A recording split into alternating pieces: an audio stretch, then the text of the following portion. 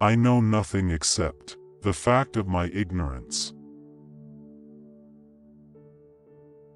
I do nothing but go about persuading you all, old and young alike, not to take thought for your persons or your properties, but in chiefly to care about the greatest improvement of the soul.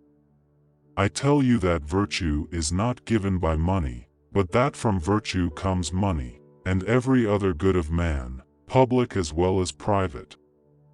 This is my teaching, and if this is the doctrine which corrupts the youth, I am a mischievous person. I went to the artisans, for I was conscious that I knew nothing at all, as I may say, and I was sure that they knew many fine things of which I was ignorant, and in this, they certainly were wiser than I was. But I observed that even the good artisans fell into the same error as the poets, because they were good workmen. They thought they knew all sorts of high matters, and this defect in them overshadowed their wisdom. The inexperienced is wisdom and virtue, ever occupied with feasting and such, are carried downward, and there, as is fitting, they wander their whole life long, neither ever looking upward to the truth above them nor rising toward it, nor tasting pure and lasting pleasures. Like cattle, always looking downward with their heads bent toward the ground and the banquet tables, they feed, fatten, and fornicate. In order to increase their possessions, they kick and butt with horns and hoofs of steel, and kill each other, insatiable as they are. Anyone who holds a true opinion, without understanding, is like a blind man on the right road.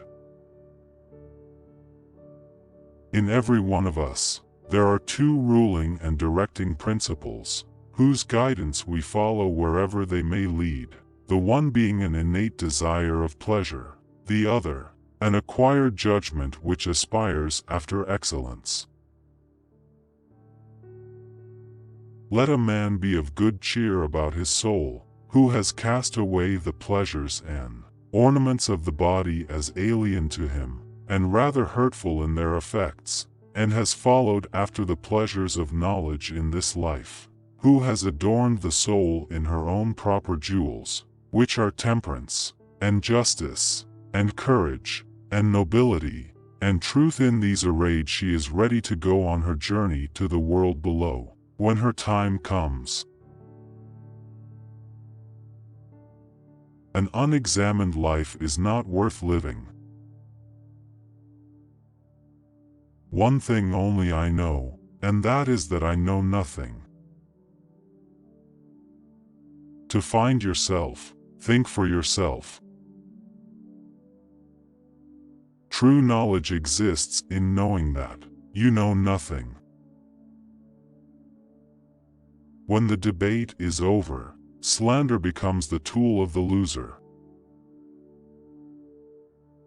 True wisdom comes to each of us when we realize how little we understand about life, ourselves, and the world around us. The easiest and noblest way is not to be crushing, but to be improving yourselves.